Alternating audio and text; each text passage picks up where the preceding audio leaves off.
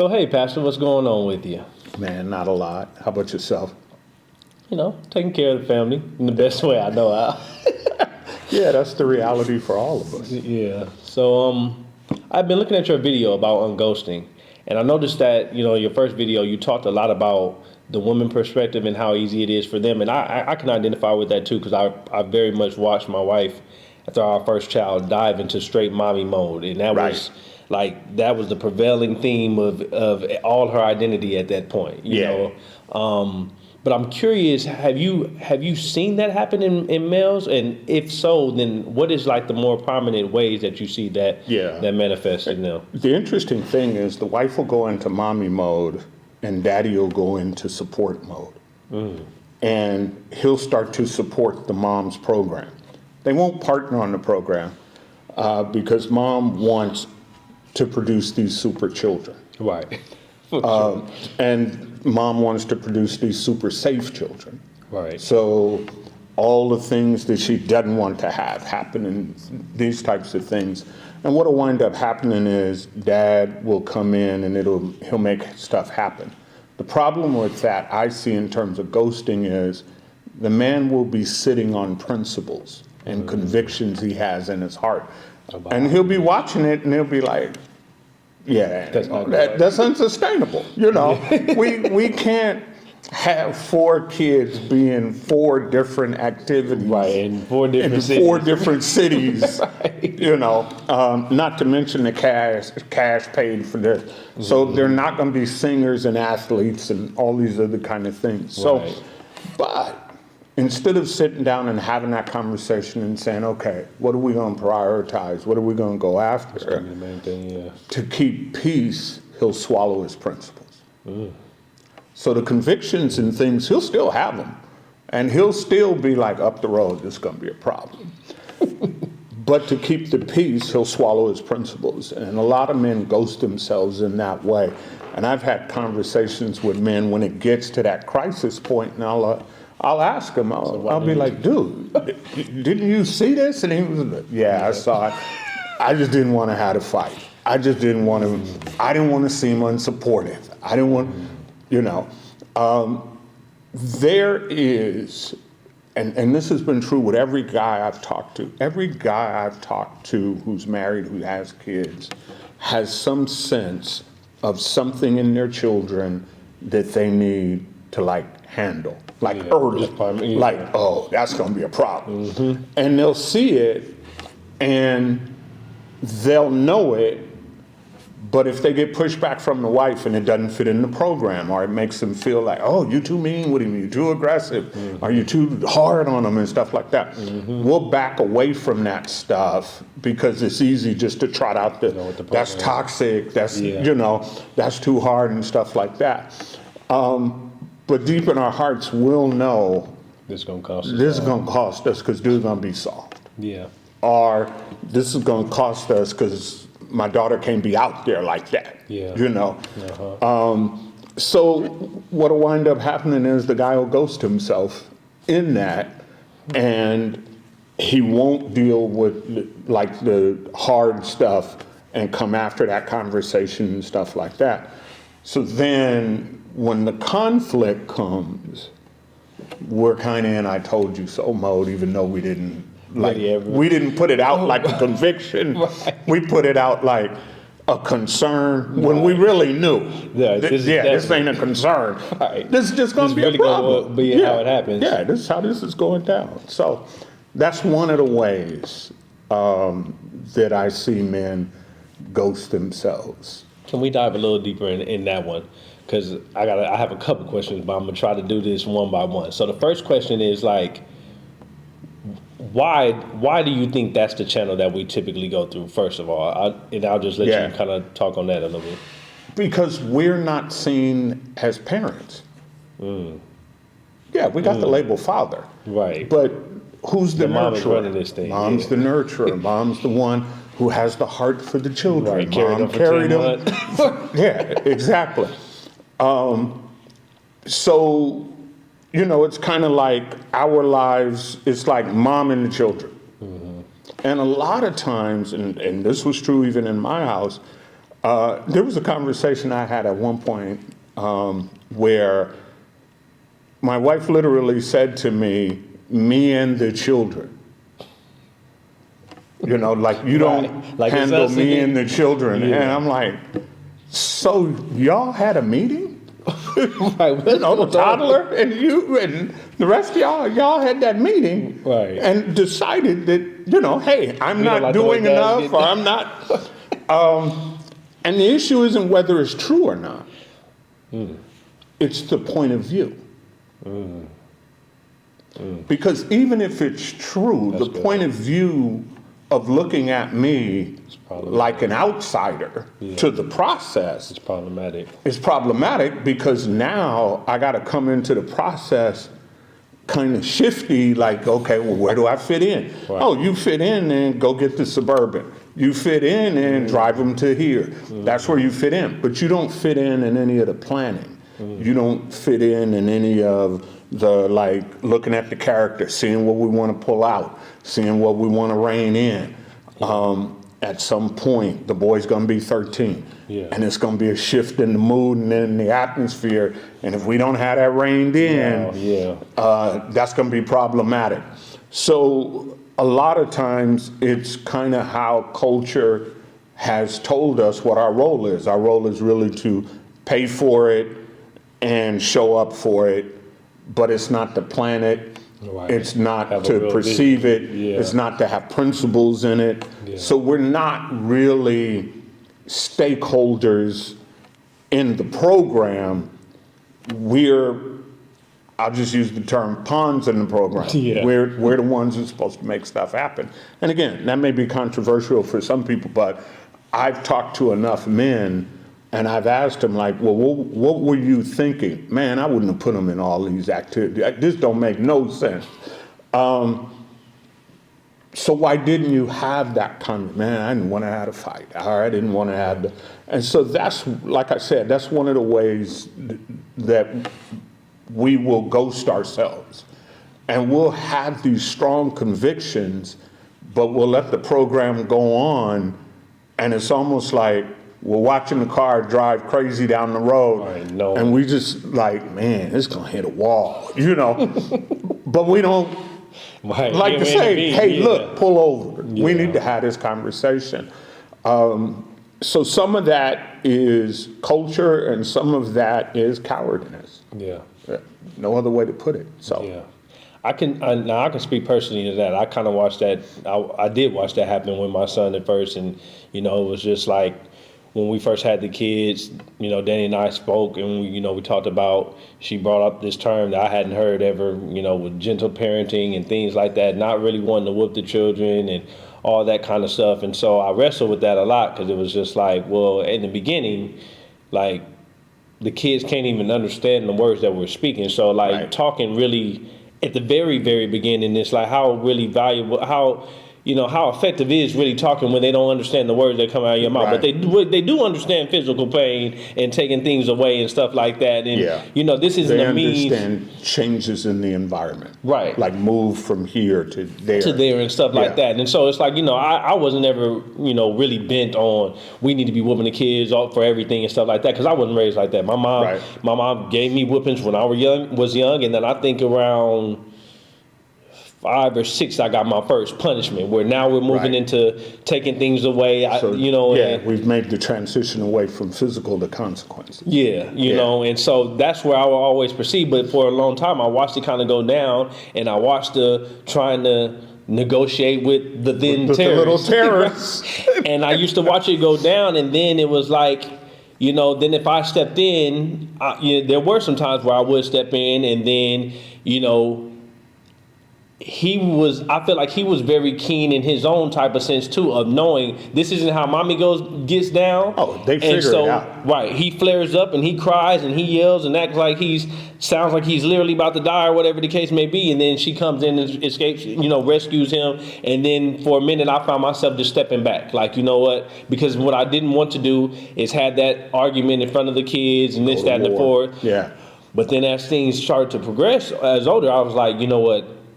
like you said, it kind of was in me, and it was just like, okay, I got to step into this. Hence, we got into football last year and stuff like that, and it was a struggle, but I took him to those practices. It was just me and him, and we had that time, and I feel like things have been shifting. So I just wanted to say that I can identify with that, but I wanted to ask you, for somebody who is in that and they're noticing that, but they feel like, how do I get out of that? How do I start having the conversation? How do I kind of gain my voice again? Like, what are the steps to kind of getting back in that when you've already feel like you've been othered in your family? Oh, you're going to have the conversation, and part of it looks like this. Want to talk to you about some stuff. I have sent the message that I support pretty much everything that's been going on in terms of I get them from point A to point B. I do this, I'll pick them up, we coordinate pretty well, and you've kind of chosen all the activities and this and that. And I want to apologize that I've sent the message that I support some I really don't support. Okay. I've been more quiet than supportive. Okay. So, yeah, I've done this. But moving forward, we need to have a conversation and partnership about what our personal convictions are about the children and the things that we want to see them be involved in, engaged in. We need to have a talk about what is it that we're targeting. Right. So are we going to raise our children in this hothouse, and then eventually, after raising them in this hothouse, we'll put them out in the real world? Where I'm looking at it like, this ain't going to do well in the real world. Right. I have concerns that my son is going to be soft. Yeah. And having that conversation and saying, I've been sitting on these things, and I'm going to just apologize up front. I shouldn't have. And it's going to feel like betrayal when I start to voice what I've been sitting on. That's what I was going to ask. And just let it feel like betrayal. Okay. So you've been hiding stuff and this and that? Yeah, I have. I just have. And I didn't want to have a fight. I didn't want to do this. Yeah. But my concern for my children is as great as yours. Okay. And so we need to talk in a way, or dialogue in a way, where mutually we come to an agreement, because I've been participating, not partnering. And I want to make that shift. So I'm hearing in that the two big things that I'm thinking are, and not just, if you can confirm that, because what I'm hearing is, one, leading with humility of like, look, I don't know if I have it all figured out, but there are some observations that I've been making. Yes. And then just really just being honest and truth. Humility and truth. Okay. Because the issue isn't that her program is a problem. The issue is you have a problem with the program. Okay. So that's your problem. Right. So you got to own your problem. Right. You can't make your problem and make the point that there's a problem off a principle, which is what guys do. Mm-hmm. That's usually our thing, is that, well, there's a problem because there's a fault in your principle. Yeah. No, there's a problem because I really don't like the way this is going down. And I'm the one that has the problem with it. Yeah. And so as part of it is just showing up and being present and having the ownership of, I haven't been present in the way that I need to be or that I feel convicted about, and I'm going to establish that presence. And I just want to let you know, so in a sense, you got to call your shot before you start taking it, because then it's just going to look like sabotage. Right. So you got to have the conversation and say, I'm signaling I'm making a left turn. Okay. And sometimes that conversation is about getting your wife back. Go Yeah. Go a little further than that. In that, okay, the kids are in all these activities, you're exhausted, okay, I'm frustrated, yeah, I still have a wife. Right. I get you got to mother them and all this other kind of stuff, but I'm going to be needing the wife back, and some of this stuff we ain't doing next season. Yeah. We pick some stuff because I can no longer support you and the kids. Yeah. Right. You know, From this and just standpoint. recognizing, you know, I've shared this with parents. Recognize you brought them into your life, not the other way around. Your life's not supposed to stop because you had them. Yeah. They're supposed to join you in whatever God has been doing up to this point. That's very good. So when you bring them home, you are bringing them home to a program that is already in progress. That's good. So if, you know, so I'll take church. If we were going to church prior to that, and that was our regular Sunday routine, and we look up, you're in volleyball, you're in soccer, you're in basketball, and and all of this is happening on a Sunday. Yeah, the program has changed. The program has changed. So are we changing the program for the kids? Are we changing the kids program to us? Like, Do we really we believe won't in- be able to participate in all that. Yeah, We're not doing all that. that's good. And then narrowing down, you know, do we want to focus on academics? Do we want to focus on athletics? We're not going to be good at all of it. Right. So we want them to have some well-rounded experiences, but we don't want to produce junior Olympic versions of this and this and this and this. You know, it's kind of like land the plane, pick something. Yeah. You know, if this is what we're doing. And so I'm a believer that you expose them to some general stuff, see what sticks, and then you gradually move in that direction. I know with my son, every season I checked in after we did the amount of seasons I felt like in football. Yeah. And I did that because, again, personal conviction, I'm watching. Grandma's heavily involved, and that's great. But she's involved in a permissive way. He's got mom and he's got two sisters, Yeah. and he doesn't have access to boys. I'd put him in football Right. because he needs to learn how to play with pain. Yeah. That's so again, the conviction about what's coming down the road. And my conviction was, I'm not having his wife call me at some point and say, "You produced a sorry man." Yeah. That was just a strong conviction for me. So it's okay for you to have convictions that don't look feminine. Right. Let's say. I'm just saying it, and that's Yeah. not toxic. Yeah. Yeah, because I was going to ask you to kind of even expound on when we talk about sorry, because I know when I hear it, you know, I don't think that has anything to do with, you know, a man's sexuality or anything. It's about Right. sticking to a principle. Yep. It's more about like, we're talking about weak or strong as far as what we're talking Well, you about. ain't going to standing in- quit on your responsibility. Exactly. Okay. Just wanted to clarify that. And I'll give you the clearest definition of it. You don't have stories in place of your responsibility. Oh, That you just don't bring stories to your life. that's a word. Yeah. And what I mean by that is, well, why didn't it happen? Well, here's the story. Well, what happened was. Right. I don't want to hear the story.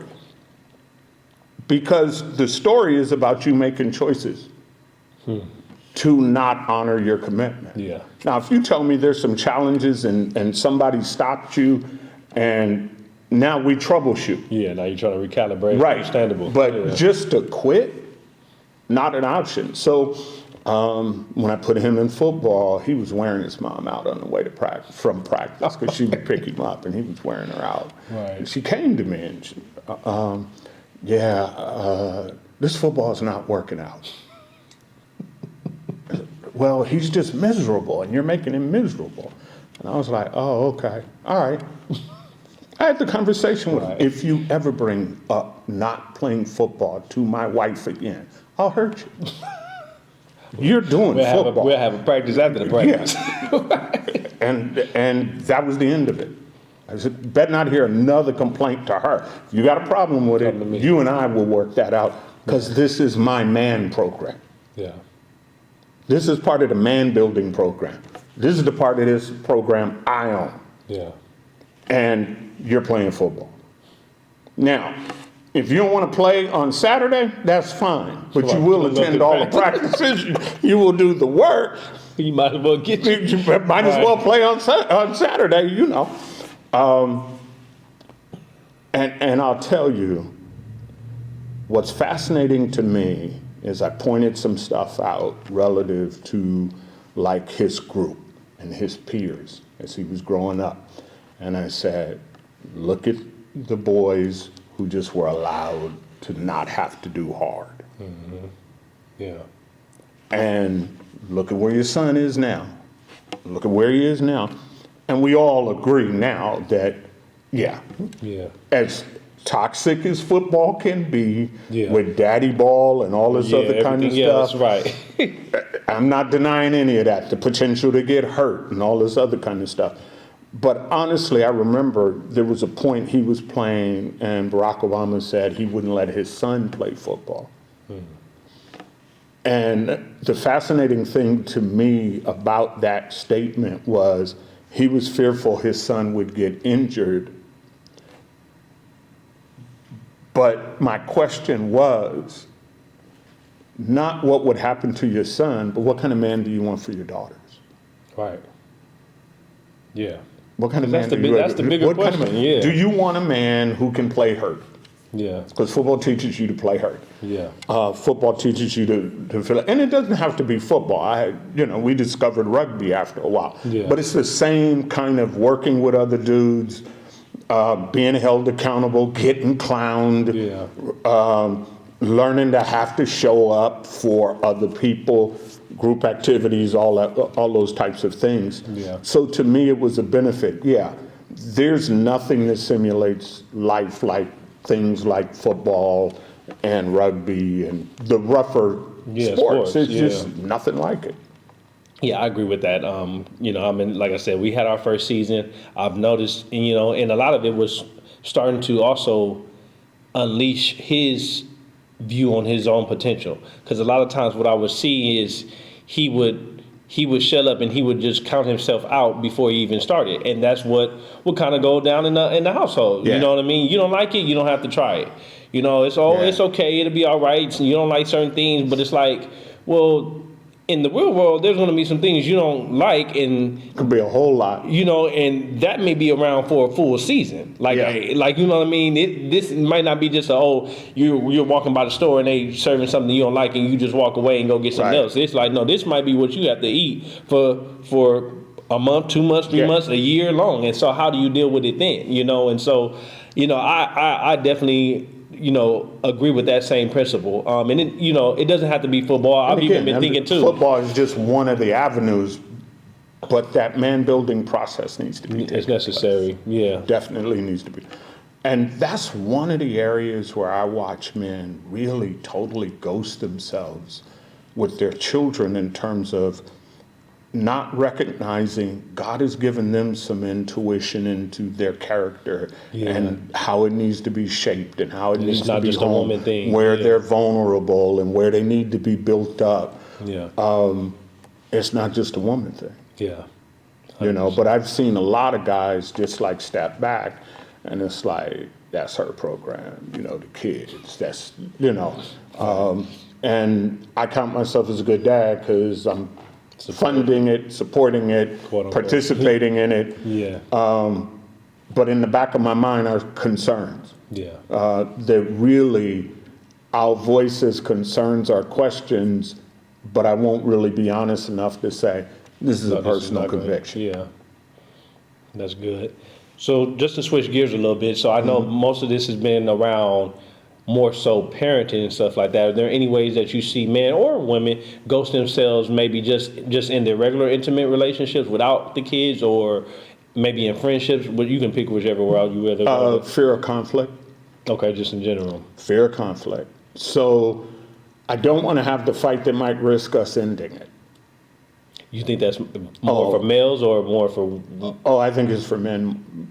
Okay. Uniquely. Okay. In terms of my observation, people can choose to disagree, but my observation is I've seen a lot of men sit on their masculinity for fear of it being labeled or called something. Okay, yeah. And so they'll sit on it, and they won't be as strong about it. And when I say strong, I'm not talking about aggression. Yeah. I'm talking about not compromising. Just being firm and this is Like, what I, this is just, I don't get down like that. yeah. Or I don't do that. Or that's not my thing. Yeah. I'm not supportive of that. Or I don't see it that way. Yeah. And having the conviction and the willingness to lose it. We've adopted such a player approach. And what I mean by that is the player just adapts to what I think you want to get what I want. Yeah. As opposed to really asking the question, what do I really want? Of value, of meaning, in terms of my life. Not what do I want that I can get that has people looking at me a certain way because I have this, or I've accomplished this, or I've achieved this. So a lot of ghosting takes place in terms of men, in terms of what they pursue, because a lot of times we'll pursue stuff to really satisfy the curiosity of the onlookers. Yeah. As opposed to, if I go after this, does it have meaning for me? Yeah. You know, it's one thing to go after something and say, here's my trophy, and all your friends come around and look at your trophy. Right. That could be literal, that could be metaphoric. But what are you about? What, in the privacy of your own thoughts, what's going to make you really feel like you're having impact and really having meaning? I will say this as somebody who's, been through some years at this point and counseled a lot of people, that there is a point, and young guys don't understand this, there's a point where you shift from having your greatest fears to your greatest regrets. Early on, it's about the fear of failure, fear of rejection, fear of abandonment, fear. I don't want to look like a fool. I don't want to look like a punk. I don't want to. And so there's this fear. And so you don't try a bunch of stuff, or you don't pursue stuff that's really who you are. Yeah. So you ghost yourself. The problem with that is somewhere in that transition between late 30s, early 40s, you start to count opportunities past. Yeah. Man, I could have did this. I could have did. Man, if I'd have just been a little more courageous, that's what I really wanted to do. And what'll wind up happening is the regret will start to be your biggest pain and your biggest issue, as opposed to the fear. And the older you get, the more it's about the regret. And the regret is never about the things you did. Yeah. Things you didn't do. It's the things you didn't do. I've heard that said before. Yeah, I'm not in the regret stage yet. I still like to, retain some of my youth and feel like I can go after things, but I've heard a lot of men for sure been like, and you can just tell that even when they tell certain stories, they start to light up about how they used to be and wish they would have been able to take that on further and stuff like that. And well, for me, my biggest regret was I chose football over the cello. Speak. I had a legitimate shot at being a great cellist. Yeah, okay. But at a point, like I said, at a point, it's like, coach ain't hearing you say, right. And I got to go over here and handle this cello. I got a concert. Yeah, most people ain't supporting that. Well, and, our people were not supporting cello at that point. Let's just say that. But my regret is that I did not pursue it because I ghosted myself in terms of this gives me more pleasure than football. Yeah. So the ghosting is, but football will have people looking at you different. Yeah. Well, because I chose something I wasn't as committed to, I didn't stay committed to it. Right, quite naturally. So now, not only are you not playing football, you're not playing the cello either. Right. So, So, I'm just curious, what do you think, is that You know, is that fear inherently just in us of just, you know, that fear of going after something, or is that something that we're more kind of like trained into? Do you think that's Oh, it's something crowdsourced punking. Okay. That's what Just it is. a lot of peer pressure. It's crowdsourced punking. We regulate ourselves as men in some heinous ways in terms of limiting options. Yeah. And we are quick. If all you have to do, and this was like the downside of football, was I put him in this environment, but this environment polices masculinity in very narrow ways. Yeah. Very, very narrow ways. You, you can't really. I shared before, my son goes off to play college football. They're taking pictures on picture day, and so the black kids want to take pictures together, and they tell my son, you can't take pictures with us because you're not black enough. Yeah, you ain't gang. And you don't use the N-word every other word. Right. But here was the fascinating thing. There was really no one on that team that was a black kid but my son in terms of mixed race. The guys who were telling him that were wearing the brohawks. Right. You know, and I mean, they all look like mini Patrick Mahomes. So they're telling him he's not black enough because of the nature of his ability to conjugate the English language. Right. They're telling him not black enough because he doesn't get high. He ain't trying to, you know, do all the do all the other stuff. And he likes rock music. He doesn't necessarily, you know, so there's that level of you're not cool, you're on the outside. Now, one of the advantages he had was his skill set was undeniable to his peers. Yeah. So that's they understood if he's on that edge, you're gonna have some problems. Yeah. Keeping him off that quarterback. Yeah. So they start to understand that. So part of that was me helping him navigate that. What I told him was, you're gonna live your life, and I'm gonna start now by announcing there will be forks in the road where you watch guys who look like they were something fall off. Yeah, like all the way off. Fall off, you know. So after high school, we're rolling, and he had come back from college, and we're rolling, and like top dog on one of his little pee-wee teams is on the corner hugged up with some girls. And I mean, they're basically PDA. Right, yeah. Right, trying to get a room, you know. But this is what he's doing. This is his life. Yeah. In high school, you was a man. You were the man, homie. What happened? Right. You know, and I'm telling him, you're still playing football. Right. You're at a university. You're going to get it. You're going to graduate. He's doing nothing but that.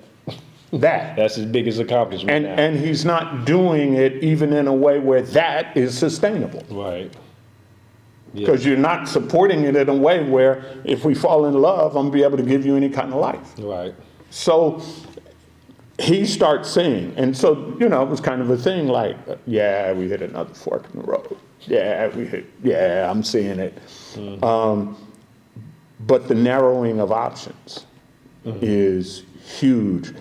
And particularly for limited option African American boys, we really need to expand the concept of what you can go after and how you can be, and what it means to be black.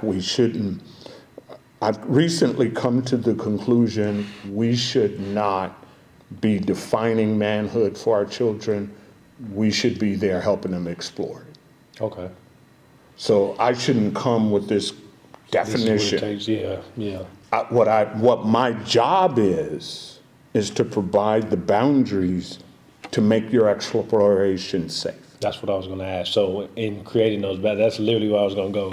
So, because I was like, you can't, You just You can't just can't go willy-nilly Right. with it. You Yeah. got to put a fence around that mountain for sure. But Yeah. so in boundaries, like what would you say, or what are some tools to set healthy boundaries that allow them to explore, but not allow them to get too, I guess, Yeah. way off. Treatment of women, Okay. boundary. Right. What you can and cannot say to your mom, Right. boundaries. Okay. What you can and cannot say to your sisters, boundaries. What you can and cannot do in terms of embarrassing us, Yeah. boundaries. So you're setting those boundaries and standards, but you're also protecting them too at the same time. So if somebody comes after him, then I'm setting boundaries on their behavior. Right. So I had to address his school. Like, okay, so you've targeted him. So at one point there was, and I don't want to tell too much of his business, but they had kind of like targeted him over a couple of things that had happened in one of the class discussions. And so they essentially was saying he's scaring the other students because of where he can take the conversation. Right. So they, were having this trying to have a rein him in conversation. And I just said simply, okay, I get all that, but here's what I'm concerned about. What do we do with how often he's called the N-word in a day? Right. How often are we reining in everybody Are else's we doing everybody like this? Right. Right. Well, then it was a different conversation. So that's part of setting the healthy boundaries. On both sides, yeah. So I moved him out of that school. Okay.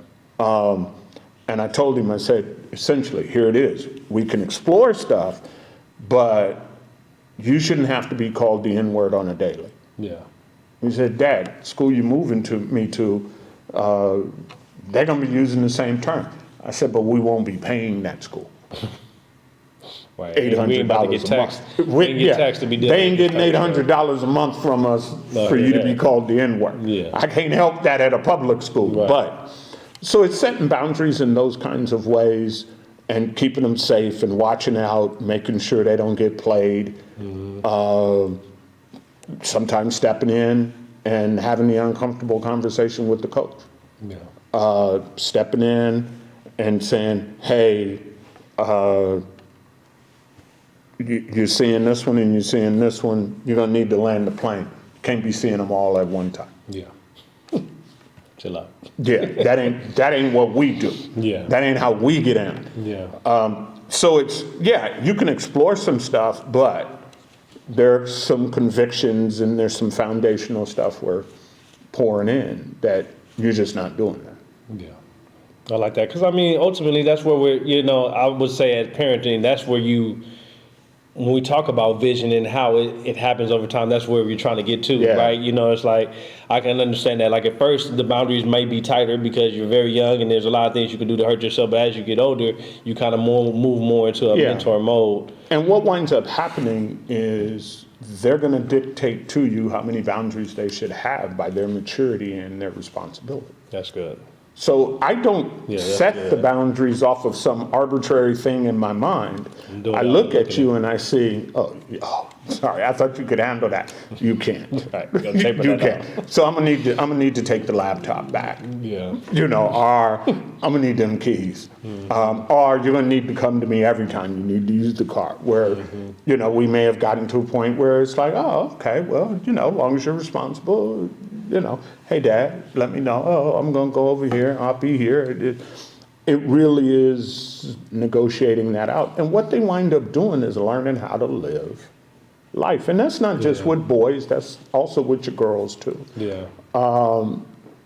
But for boys, it's about opening up the opportunity for them to be masculine by defining it and not being defined. And here's why I say it's important that a dad understand that his job is to create the boundaries for exploring his manhood, not defining his manhood. And here's why I say that. Because if you raise him to have his manhood defined, when he leaves your house, he will be in the mindset that somebody outside of me Needs to give me that. defines my manhood. I.e. my wife or whoever. My wife, my peers, my friends, my teachers, my whatever. That's good. And so manhood is something to be explored. So it's like a journey. Okay, I'm gonna go to Italy, but I ain't coming back home setting up my whole house to be Italian. Yeah. You know, I saw some stuff. Oh, yeah, some of the food, I'll bring that back. it Some of over, the yeah. practices, I bring that back. If it works for me, I try it. If it doesn't, then I don't. Yeah. But they're not defining me from an external standpoint. So it's exploration. So it's the same process. If you go on a trip, you see some stuff, you like some stuff, and they're like, oh yeah, I'd like to integrate that into how I live. Or what people would now call cultural appropriation, which I call sharing. But it's about sharing. And so I can share with you without losing my identity. Okay. That becomes the key. I can be in this space and in this place and not lose who I am. And it's Dad's job to set those boundaries so that that exploration can take place. The interesting thing is, if you look at mammals in the wild, that is the role the dad plays. Whether you're talking a male elephant, whether you're talking about lions. They're not whether super you're- on them. They're letting them range and yeah. Yeah. So you'll see like the male lion lying there and the kids doing all kind of crazy stuff, and then one of them get out of line and they'll slap him upside his head and he'll roll over, and then he'll come bouncing back to dad, and you know, but he knows he's learning boundaries. Right, Same if a thing with threat bull comes. elephants. One of the things they found out was that the juvenile elephants were going off, and they couldn't figure out why the juvenile elephants were going off. Well, the male elephants were being killed for their tusks. So they were losing those bulls who kept things in order. So yeah, you can explore. There was nobody setting boundaries on that exploration, so it just became heinous. Yeah. You see the same thing whether it's bull elephants or gangs. It's the same thing. That's true. I mean, no OGs around. Yeah. Yeah. Yeah. Oh, no OGs, no code. Yeah. That's really good. I think, and we can kind of end on this, but it was just, you know, it just had me think about when you were saying, well, a couple of things. A lot of times when we grow up, and when I talk, I'm saying, you know, African American men, I can say that it is a duality in a sense of like we a lot of times place these boundaries, these hard boundaries, not based on the character of the kid, but because of our fear of what society will do to us if we step out of line, which to some degree is understandable because it's like the numbers. There's a reality. Exactly. You know what I mean? The numbers don't lie. We are targeted. We are going to be, but a lot of times we are stifled in our ability. You know, when we look at our counterparts, you know, you see them always talking about explore these things and you know, let them speak a little bit more and but for us it's like you better not do this because it's just going to be it. But it's like if there's no room to fail and try things, then we don't build any confidence to keep on, you know, we don't build our faith up, we don't build our conviction up, we don't build any of that, and then we end up in a point where now we're in extreme compromise, and as you say, you ghost yourself. And one of the things in terms of like real success isn't a breakthrough. Real success is the ability to pull off a bunch of tiny moves over time. Yeah. So even when we explain like how to become successful, there's no opposition to discipline and tiny moves. Yeah. So for instance, instead of trying to paper chase, stack your pennies. Right. Stack your pennies over time. Yeah. You won't have to chase paper. Yeah. So a big part of that is helping that generation not see the oppression as the norm. Yeah. But to see opportunity in small moves over time. Because if you're making those small moves over time, it has a compounding effect. There's a book called The Slight Edge, where he really dissects that concept, but it's small moves over time. And the biblical principle is God tells us to redeem the time, not the opportunity. Yeah. Why is redeem the time a thing for Christians? The reason why it's a thing for Christians is, and this is what we have to help our sons see, and daughters, redeeming the time means that the time favors us. That's what it means. Yeah. If you take a long view, time favors us. Yeah. Okay, Christian, what do you mean by that? The devil is the one with a limited amount of time. Right. Right. God, really, What I've been promised is eternity. Right. Time is on my side. Paul put it, absent from the body, present with the Lord. Yeah. Here's what he was saying: I can't lose because of time. Right. If I have more time to be with you, it's to edify you and it's to your advantage. Right. If God has said my life ends here, I'm be absent with the body, I'm going to be present with the Lord. For how long? For eternity. Yeah. It's up the road that our enemy and accuser He's going to have his day of is going to have his day of reckoning. Yeah. Judgment is not for us. Yeah. Time favors us. So even when you've been oppressed, the way out is to take a longer view and be able to stack small moves over time. Bible's filled with examples of that. Joseph is the most prominent one of that, is that oppression, sold into slavery, friends turn their back on you. Right. But he stacked his character over time. Yeah. And he wound up running things. Yep. Daniel was challenged to take on the Babylonian mindset and the Babylonian approach. And the way they do doing the things. And the way they do things, the way they eat. And here's what he said: let me stack some time, and we'll see where we are. We'll see where we are. Right. You see what I'm saying? Yeah. Because over time, if I stack discipline, if I stack character, over time, Yeah. I'm going to win. Yeah. Martin Luther King, and I'm butchering it, but essentially what he was saying about justice is justice stacked over time. Yeah. At a point Make some rises. change. Yeah. And that's where you got to get to, is where you're sharing with them, you need to stack your discipline. And it's small steps, it's not breakthroughs, it's not amazing things and stuff like that. How do you get to a point where you can shoot a 40-footer? Layups, Right. free throws, And then step a little back, step a little back, step a little back. And over time, that feels like a layup. Why? Because I stacked the discipline of it.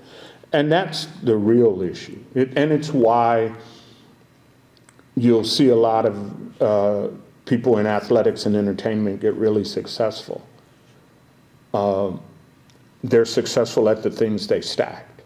They're not successful at the disciplines they didn't stack, which is the other parts of life. Yeah. Stacking friends of character. Yeah. Yeah. I should have been about my ball and my game in the same way I should have been about my environment and the people I keep around me. Exactly. Instead, I just put all my energy into making sure I can make these hoops and stuff like that. And do whatever the play is. And let the rest figure itself out. Yep. And it does. Right. So, Right. you know, I don't know if that helped the question, but. I think that was good. I think that's pretty much all I have for today. Although there is a topic I think we should come back to, and I want to just, if you do feel compelled to maybe give a tidbit of, so today we really talked about the males and how they ghost themselves.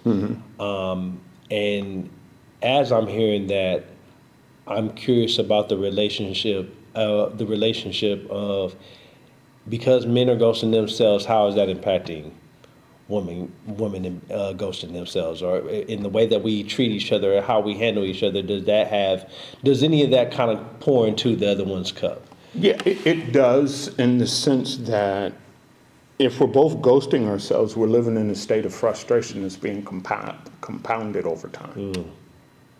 So what winds up happening is when you ghost yourself, you choose to live in your story, not your reality. Yeah. So you wind up with women having this perception of men that ain't tied to reality, and no man you've really. And then you have men looking at women in the same way. And what winds up happening is we are more committed to our stories than the exploration of a relationship. Well, and there you have it, people. That just explains our reality right now. That explains 90% of podcasts and everything else that's going on. Well, it's been real, Pastor. I love you as always, and I thank you for letting God use you in the way that he does. Appreciate it. Look forward to our next time. Indeed.